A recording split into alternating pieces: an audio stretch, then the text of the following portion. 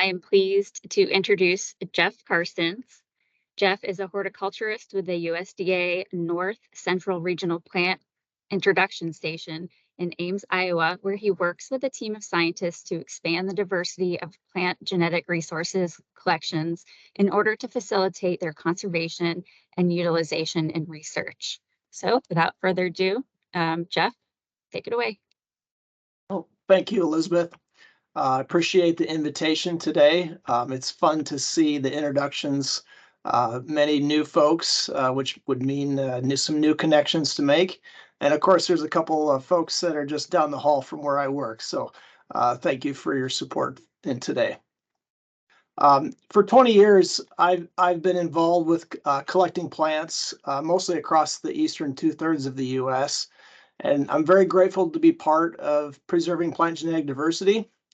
And it's such a great feeling to know that I get to be a part of that.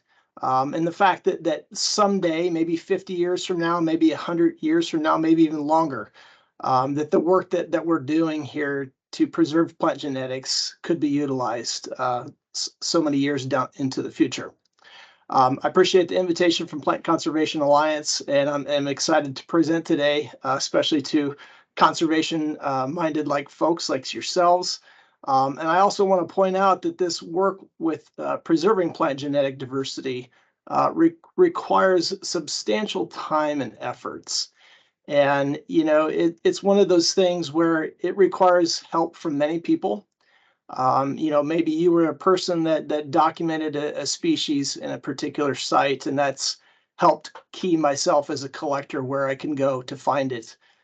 Maybe you're a seed storage manager involved with storing seed samples, or working with cryogenics to preserve budwoods of dormant buds. And of course, viability testing is a huge part of knowing where our collection is at and where it's going. But then there's a lot of other interesting things involving like grafting of specific clones. And then, of course, once we have all these genetic materials, being able to use those for research. And today, I'm hoping to give you a rough overview of the National Plant Germplasm System and the work that's been done specifically on trying to preserve North American ash. The National Plant Germplasm System is a coordinated network of gene banks across the U.S. There's a total of 19 gene banks, and if you go to each one of those gene banks, you'll see a different set of crops. And typically the crops grown there are crops that are basically known to perform and know that they're adapted to, and we can get successful grow outs and increases at those repositories. One institution that kind of stands out is the Fort Collins site. The couple folks here today that are listening at the National Genetic Laboratory of Resources Preservation, they serve as our backup facility. So basically, any material within the NPGS, when it's insufficient quantity or quality, is sent to Fort Collins as a security backup. In the event a repository has a flood or a fire or a tornado or some uneventful happening that might destroy what's currently there. The other one to mention is in Beltsville, Maryland, is our database management unit. They help maintain the workings of our database. So what is the mission of the NPGS? Simply put, it's to conserve genetically diverse plant germplasm and the associated information.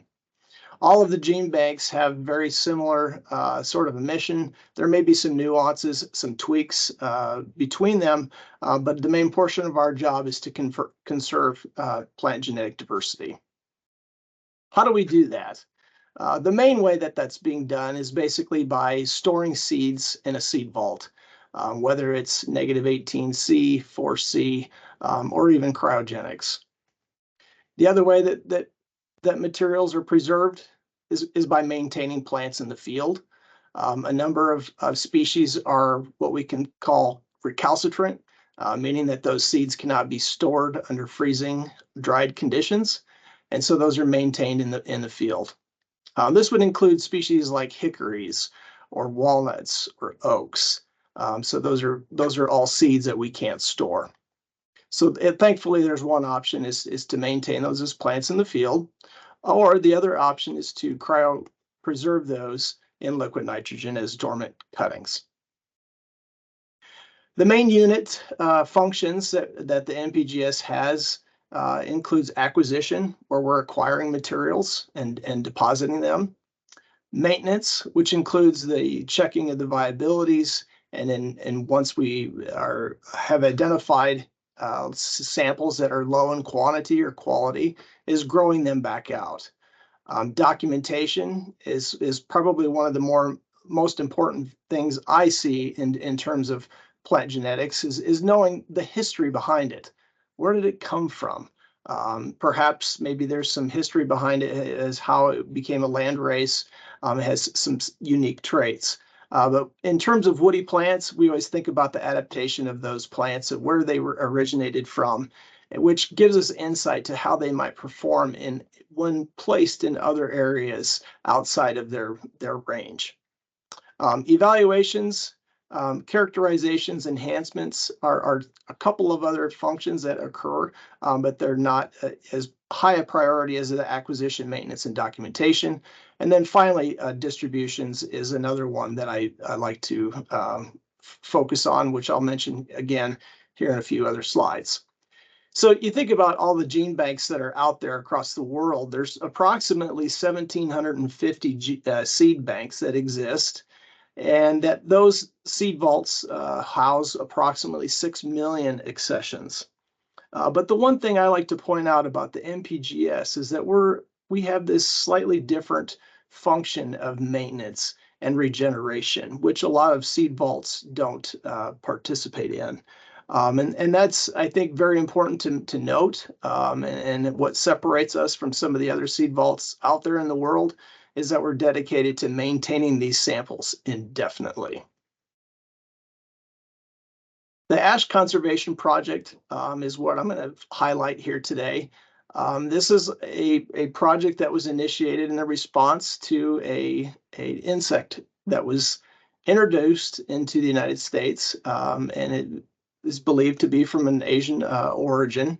And when this insect came into the United States, it was quickly recognized that it was attacking all species of ash, and that there was going to be a need to preserve those genetics. This whole project is a cooperative group of people that were involved, and it takes, as I mentioned earlier, many people to get all this work done. And so the project goals were identified as to simply assemble comprehensive collections of Fraxinus, targeting the taxonomic diversity and targeting the ecoregions across the United States. And the beauty of EAB, and if we want to look at it from a positive standpoint, is we think about like the chestnut blight and the Dutch elm disease that occurred prior to this introduction of the emerald ash borer. Is we didn't really know how to make comprehensive collections, and in fact, we had very little thoughts about how to preserve genetic diversity and the use of seed banks. Some of the other project goals was to make sure that we're obtaining good passport data. As I mentioned just a few seconds ago, knowing where something originated from, it provides good insights as to where it's adapted to. So that passport data would include essentially GPS coordinates, along with some associated species, habitat information when a collection is made. The other goal is to make sure that herbarium specimens were taken, and this is largely part because there is some confusion and some difficulties in the identification of some of the ash. Having those specimens preserved into a herbarium is important to allow experts to review those, to make corrections, or to basically verify that the species that was said collected is correct. The other goal was to make sure that we have quality seed. We initially did this through X-rays and also through visual observations simply by cut tests.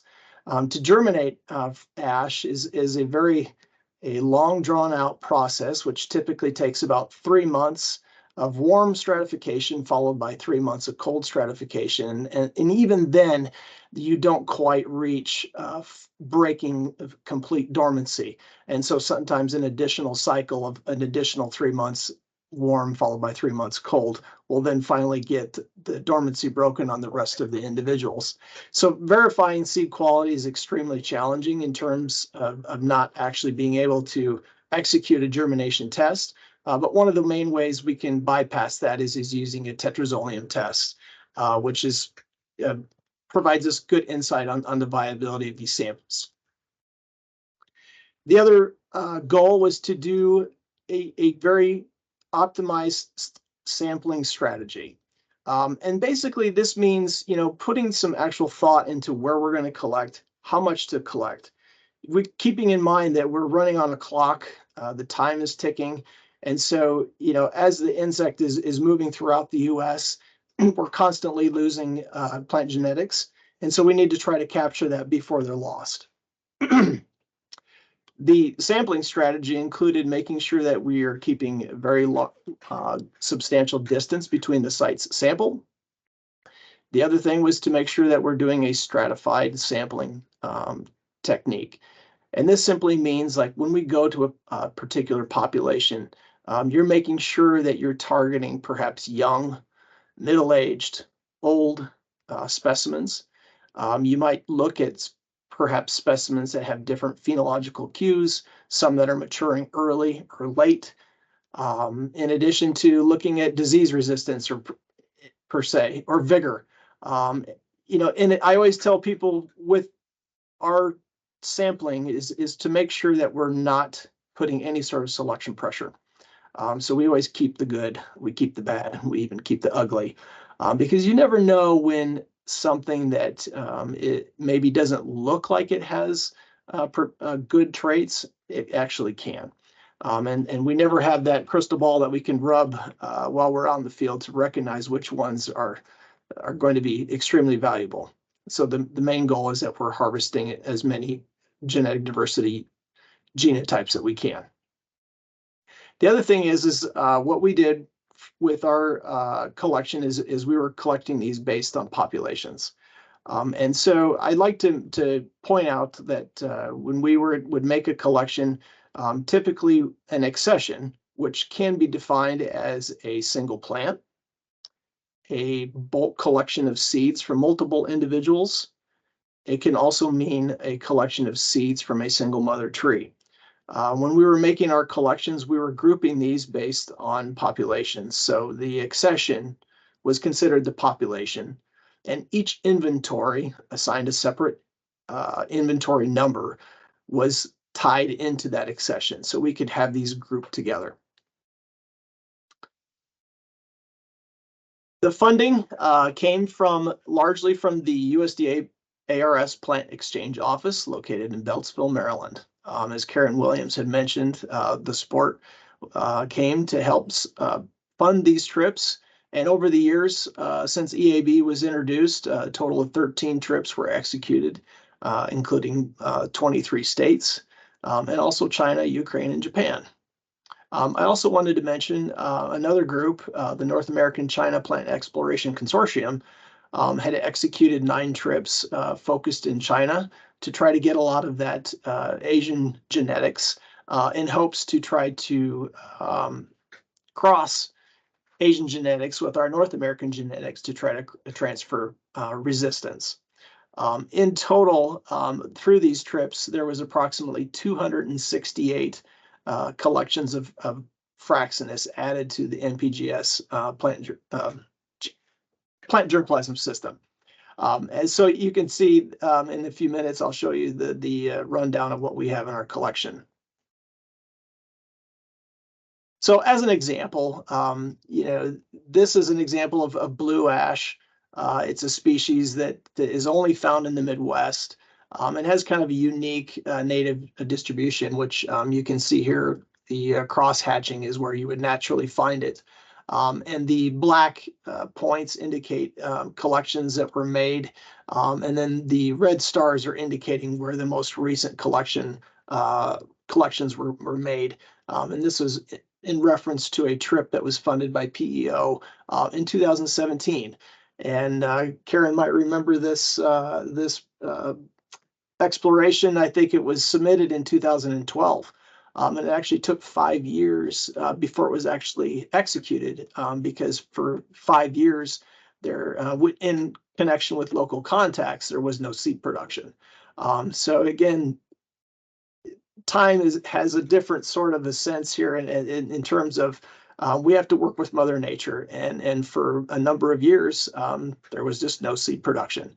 And the last thing we want to do is use funds, use people's time to go out to areas, especially when we're based out of Ames, Iowa, and go so many hundreds of miles away and come home empty-handed. So the importance of local contacts is extremely beneficial. If you look at the holdings of what we have in our database, this is a list of all of the non-North American species. And you can see some of these have no representation at all, and perhaps someday we might get some representation. And most of these, I would say, are represented by very few small seed sizes. And a lot of that has to point to the import restrictions that are in place, where you're only allowed to bring in so many seeds per sample. And sometimes seeds are treated before they come in, which then influences the number of viable seeds that actually make it into the seed vault. The collections that we have from North America are extensive, and it's been fun to watch this collection grow substantially. When I think about the collection 20 years ago, it maybe had approximately 24 Fraxinus collections. So over the past 20 years, a substantial amount of work was put into depositing seeds into the seed vault. And as I had mentioned earlier, again, this is a collaborative effort. A lot of material came from the NRCS, and the U.S. Forest Service have been major players. The Seeds of Success have made a number of collections from the western parts of the U.S. And recently, some botanic gardens are starting to get involved in helping collect these. The most recent ones that we got were some Fraxinus cuspidatus that came from Tim Huntington, Tim Theobald from the Huntington Gardens in California. So in total, for what we have in GRIN, and this includes all of the accessions, there's a total of 3,057 accessions. And as I had mentioned earlier, sometimes an accession can be a single plant, can be a bulk sample of seeds, or it can represent a number of samples of single mother trees. And so if we look at the number of samples that we have, it's just over 5,000 samples. So what have we learned over the years? The major one was sampling techniques.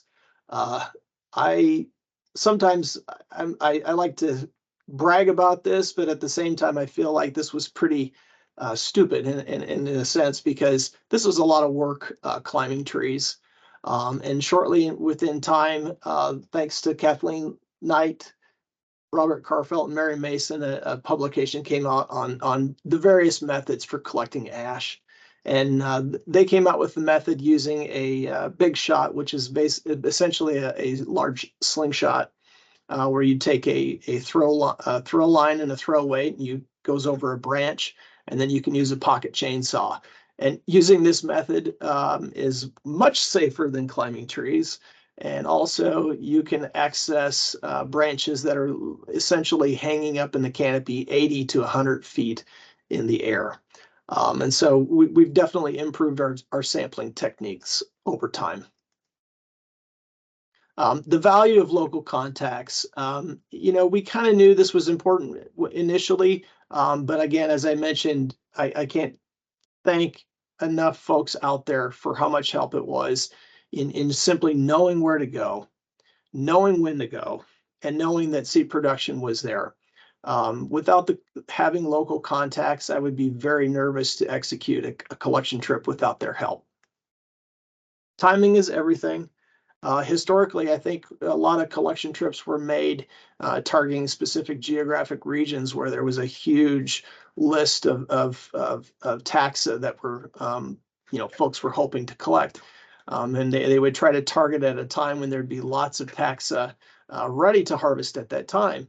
But I think the one thing I like to do is basically target a very limited group of species. Because timing is very specific.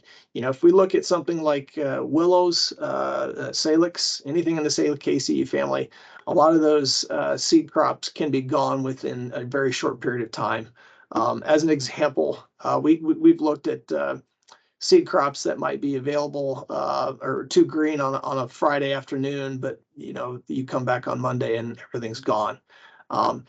Thankfully, with ash, it's not that critical. I would say that the window for harvesting ash is easily about a month. So 3 weeks tops is usually what I would recommend. You can still get materials after that, but then you start to wonder if you're putting a selection pressure during the harvesting process, where you might be not capturing all the genetic diversity. Habitat preferences. I'm not going to cover all the different species of North American ash and their habitat preferences, but I like to point out of the very kind of unique things that we learn when we're out there collecting. As an example, and just visiting with other folks, asking them like, hey, do you know if you have black ash on the properties that you manage? And a number of them might say, well, I honestly couldn't tell you how to identify white, green, or blue ash or black ash, and how do I tell them apart? And a lot of times I would simply ask people in terms of black ash, like, are you familiar with skunk cabbage? And sure enough, people would say, oh yeah, I know skunk cabbage and I can tell you exactly where it's at. And literally almost every time that those folks could point to those situations of skunk cabbage, you would find black ash as an associate in that same site. Same thing with blue ash. There are a number of key species that are very closely tied with blue ash, specifically in parts of like Missouri and Arkansas, where instead of walking through the woods, you can walk the watershed looking for blue ash. Simply, as soon as you start to see pawpaws at the base of a slope, basically head straight up, because that's where the blue ash are. They're a little more finicky in terms of their habitat preferences. They always are very localized and target very high pH soils, and typically limestone. Seed quality checks.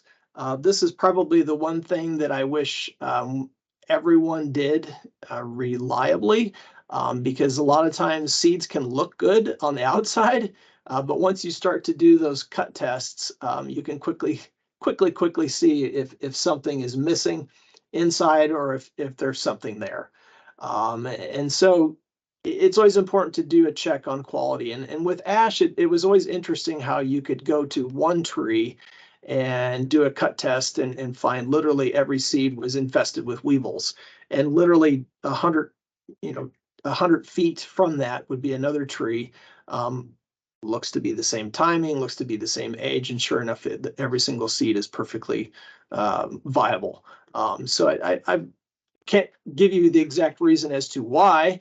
I have some assumptions I could make, but it's interesting that how we could note the presence of weevils in certain mother trees.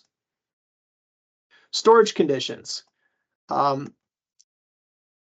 We recently got some 15-year data back, thanks to Lisa Pfiffner, looking at the viability of Fraxinus in comparing both the freezer lots at -18°C and the refrigerator samples at 4°C. And as you can see, there is a very clear picture that samples held in the refrigerator after 15 years are almost dead, which is unfortunate. But again, this is a learning opportunity for us. And if we looked at any of the woody plants or herbaceous species that I work with, we have very little data out there about how long lived a particular species might be in different storage conditions. And so, moving forward, we know that we should never put anything in the refrigerator for Fraxinus. And so, the best bet is to basically put them in the freezer. Then finally, the database management unit, GRIN Global. The GRIN database has served a very important purpose, and that's to manage both our inventories of what we're collecting, but also understanding where collections have been made. And there's a number of times where myself or other collectors can simply go to the GRIN database and recognize where a sample has been acquired. The last thing we want to do is go out into nature and recollect something, take more off the landscape than what was necessary. So we're trying that database helped eliminate, and I would say eliminate, but definitely reduce the number of duplicates from that perspective. It sort of served as a communication tool as well to other folks to see where collections have been made and where collections efforts need to be made. Some of the things I learned over the years in working with this database is basically taking a little extra time when collecting data with the GPS, making sure that the single mother trees were specifically named in a fashion so that we could easily download those into the database. And what else? I think that was the last one I wanted to mention. But I'm going to go through the GRIN Global database for those of you that may not be familiar with it. This database basically documents our acquisitions, and you can easily pull up maps for any species that we may have holdings for. This is an example of a Betula populifolia that Andy Sherwood, my technician, and I collected just a couple weeks ago in Indiana. And so it shows the history behind it, of when it was collected, the information about it in terms of where it was collected. In this case, it provides coordinates, and also the associate species. And, I always like to point out to people that this is helpful for those that are involved with doing restoration work, because these plants have very specific communities that they like to be in. We all know that, and sometimes it's not as obvious if we don't have enough data points. But as you mine the data through GRIN, you can see the key plant associations as you start to look at the associate species. And therefore, that can help you in creating restoration plans with making those specific associations. The GRIN Global Database is also a great taxonomy hub. Just recently, I was trying to communicate with a nursery grower about whether or not that they were growing Pediomelium argophyllum, which is a silver scurf pea. And they said, no, we don't have it. And I said, oh, by the way, perhaps you have it listed as under Soralia argophylla. And of course they said yes. And, so sometimes we have to always be talking about the same thing. And if we're not communicating using the same language, it can be very difficult. So I always try to tell people that the GRIN Global Database, its taxonomy page, is a great resource to go to of what is considered the most recognized or current name for a given species. In the GRIN Global Database, you can find observation data. In this example, I'm providing some data on Monarda. If you wanted to look at observation data on Fraxinus, we technically have 743 seed lots of Fraxinus where we've measured the seeds. So if you wanted to get and look at some clinal variations of Fraxinus based on seed lengths, you can. But it's always fun to look at some pretty flowers in this case. But the main takeaway I'd like to point out here is that you can group or select specific traits. As an example, if you wanted to look at find a Monarda accession that has a certain number of inflorescence per stem with a specific black color, you can put that into our query in the database and get a select group of accessions for requesting.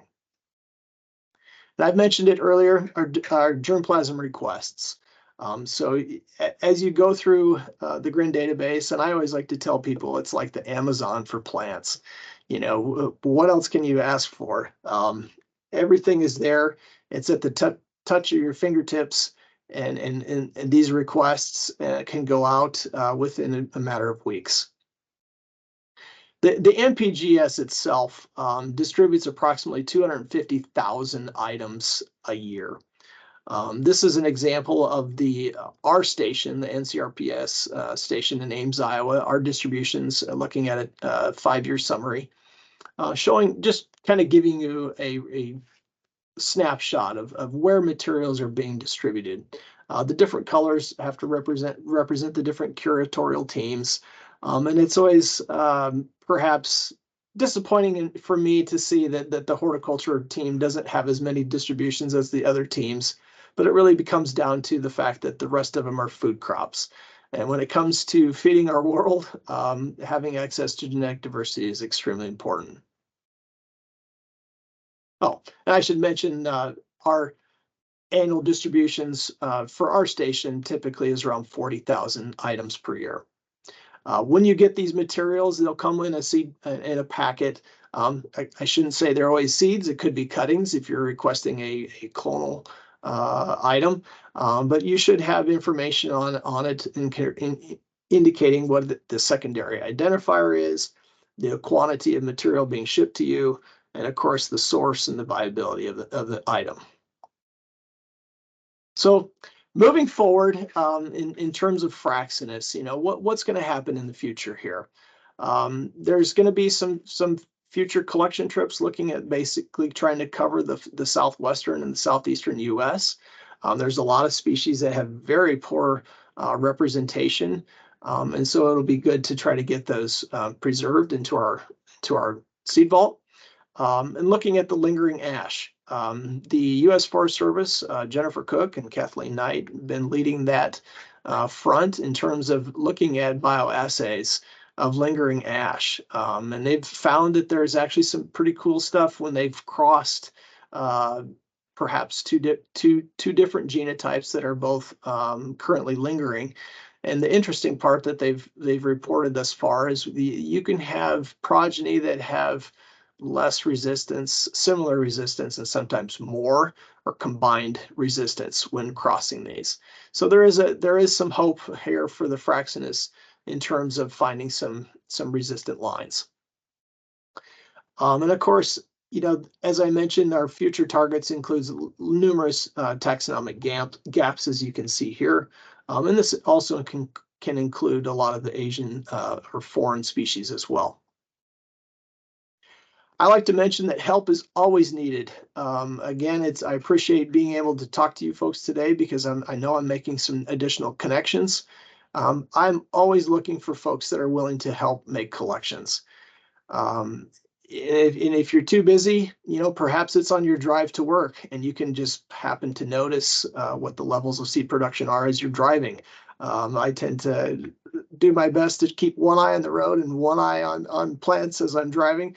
But it's helpful to be observant, and any sort of information that we can get from people on seed production, and especially current, is extremely helpful. The knowledge of local flora. I always tell people the state that they're located in, they'll know the flora way better than I ever will. And so I appreciate insights on where unique populations might exist or where hotspots might exist, because that sort of information can't be found in a publication and it can't be found on herbarium specimens. So the knowledge from local folks, botanists, is extremely helpful. I should also mention that, you know, I'm always interested in lots of species. You know, this talk is kind of focused on Fraxinus, but I technically curate a group of approximately 200 different genera. And so there probably are some plants that we may have some mutual interest in. So please keep us in mind in terms of preserving genetic diversity of other taxa as well. Plant collecting, you know, I wanted to throw this out here just for fun, because as I travel throughout the U.S. Making these collections, I really stop and think about like how much has changed just within 50 years or 100 years. And then I kind of wonder where it's going to go in the future. But historically speaking, this is a picture of from Arnold Arboretum. It was a photograph taken by Ernest Wilson, and in 1908, where basically an entire army of people were involved in helping make a collections successful. And collectors back then would spend sometimes years in the field before ever returning back to the office. And so it's very different today, where we can hop in a vehicle and drive thousands of miles in a short period of time and collect and drive right up to plant populations and collect them with ease. This is an image of myself and Andy Schmitz, who's with the Brenton Arboretum. We were involved with collecting Kentucky coffee tree for about 10 years. And after 10 years, I feel confident and comfortable saying that we have near complete representation across that species' entire native range. So where does the future bring us? Drones. We've started to look at the use of drones as a tool, and I think there's other folks out there that have had success, especially in mapping plant populations so that you know exactly where to go. Trying to cover large tracts of land can take substantial time. And as I mentioned, plants are very specific as to where they want to be. You can search a 1,000-acre site, and the particular plant that you might be looking for may only be on a quarter of an acre or less. So using technology in the future has some exciting options. Aerial imagery. I use aerial imagery to locate certain plant populations, and this is an example of Pinus strobus, or white pines. It's a project that I've been involved with last couple of years throughout Iowa, looking at legacy or remnant native specimens. And so a couple things I have this as I reach the end of my presentation here. I just wanted to mention two things, and perhaps this is the pie in the sky, if you will, of if I could, or if I could dream of a couple of things. The first off would be is maybe the native plant community would have an emergency response system.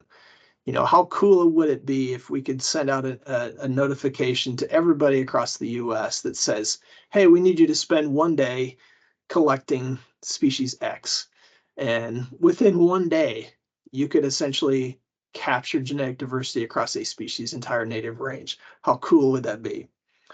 Because I can tell you that it does take a lot of work, but when you limit it to just a few people, it takes decades to get to that completion point. The other one is a data warehouse. It'd be fun to visit with folks on like what web pages do you guys use on a constant basis. I kind of threw up a number of web pages that I use on a constant basis, but I always have to keep going back and forth. And sometimes I wish like maybe perhaps Green Global could have data for all of these things, because I always need to know from BONAP, like where is the native distribution for a particular species. From EarthPoint, I have to constantly convert historical legal descriptions to figure out where the GPS coordinates are for a specific specimen. CERNEC, always searching online herbarium specimens, which again comes back to what historically people would have to go to a herbarium and physically look at all the specimens, where today it's available online. So there's a number of different web pages here, but just imagining if they could have all that information in one place would be pretty amazing. So I'm anxious to see where things might go in the future, and I hope that this presentation has been exciting for you, and hopes that it can encourage you and get some enthusiasm out there to think about where preservation of plant genetic diversity can go in the future, and what you might be able to do even this year. So with that, thank you for your time. And if there are any questions, I'd be happy to answer those. And if we're limited on time, feel free to email me at my email address listed below. Thank you.